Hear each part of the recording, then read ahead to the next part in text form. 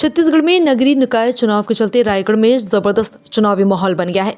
चुनाव प्रचार के इसी सिलसिले में मुख्यमंत्री विष्णुदेव साय रायगढ़ पहुंचे और महापौर पद के भाजपा प्रत्याशी जीवर्धन चौहान के समर्थन में ऐतिहासिक रोड शो किया।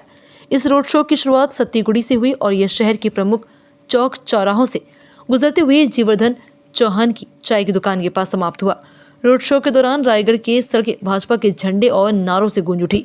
हर चौक पर कार्यकर्ताओं ने मुख्यमंत्री और महापौर प्रत्याशी का भव्य स्वागत किया। फूलों की वर्षा और ढोल नगाड़ों की धुन ने माहौल को पूरी तरह चुनावी जश्न में बदल दिया। लोगों को उत्साह देखते हुए बनता था।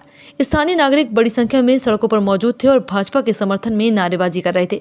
मुख्यमंत्री विष्णुदेव साय ने अपने संबोधन में कहा, रायगढ़ को विकास के पथ पर ले जाने का समय आ गया है। जीवर्धन चौहान एक कर्मठ, ईमानदार और जनता के लिए समर्पित नेता हैं। मुझे पूरा विश्वास है कि आप उन्हें अपना समर्थन देकर रायगढ़ का महापौर बनाएंगे।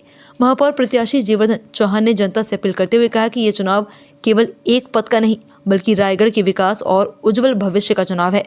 मैं आपके समर्थन में इस शहर को स्वच्छ, हरित और स्मार्ट सिटी के रूप में विकसित करूंगा। देखिए, आज से प्रदेश में हमारा नगरीय निकाय चुनाव प्रचार का कार्यक्रम प्रारंभ हुआ है। हम प्रदेश के ऊर्जा नगरी कोरबा से इसकी शुरुआत किए हैं। वहां पर सभा हुई और हमारा दूसरा कार्यक्रम है रायगढ़। और रायगढ़ हमारा पुराना क्षेत्र है। रायगढ़ क्षेत्र की जनता आशीर्वाद देकर हमको 20 साल तक सांसद बनाई है। और जब मैं यहाँ आता हूँ तो बिल्कुल मैं भावुक हो जाता हूँ, कहे कि 20 वर्षों तक यहाँ के लोगों ने हमको आशीर्वाद दिया। और आज हमारा सौभाग्य है कि यहाँ पर रोड शो था और भारतीय जनता पार्टी यहाँ पर नगर निगम महापौर के लिए जीवर्धन भाई को अपना प्रत्याशी बनाया है।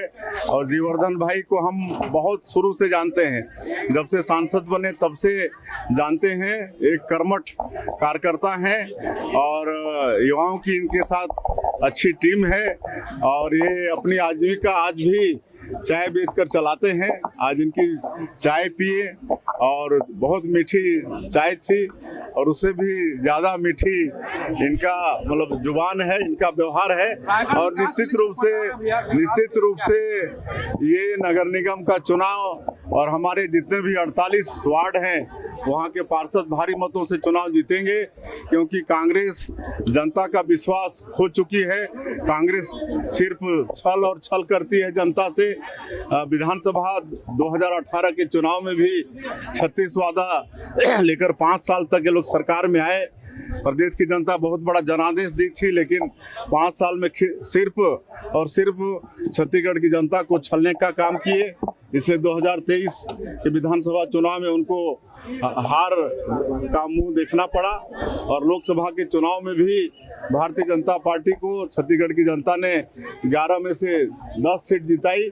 और यही हाल अभी नगरीय निकाय के चुनाव में भी कांग्रेस का होना है। 13 महीने में भारतीय जनता पार्टी के सरकार ने मोदी की गारंटी को पूरा किया है और पूरे छत्तीसगढ़ वासियों का विश्वास जीतने का काम किया है।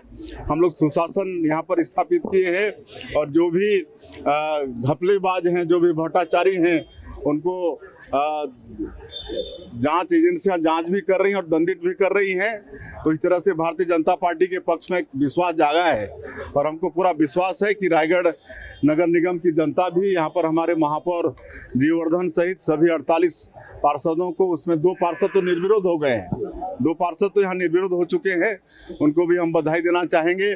पूरे प्रदेश में 10 निकाय में चुनाव हो रहे हैं, 49 नगर पालिका में हो रहे हैं और 114 नगर पंचायत में हो रहे हैं। सभी जगह भारतीय जनता पार्टी को बहुत अच्छी सफलता मिलने वाली है। विकास के लिए क्या परियोजना है आपकी, क्या योजनाएं बनाई है आपने? देखिए, विकास भारतीय जनता पार्टी का पर्याय ही विकास है।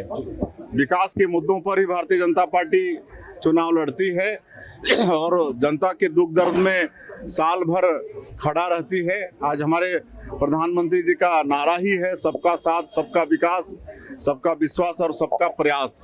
और आप सब लोग भी देखते होंगे कि 13 महीने में चहुमुखी विकास हुआ है और देश में भी नरेंद्र मोदी जी प्रधानमंत्री हुए तब से पूरे देश में सभी वर्गों का विकास हो रहा है। सवाल तो भैया, रायगढ़ जिले के पत्रकार भी 40 साल से अपने खुद का आवाज प्रेस क्लब के जूझ रहे हैं, कोई पहल नहीं हो पा रही प्रशासन। क्यों आए?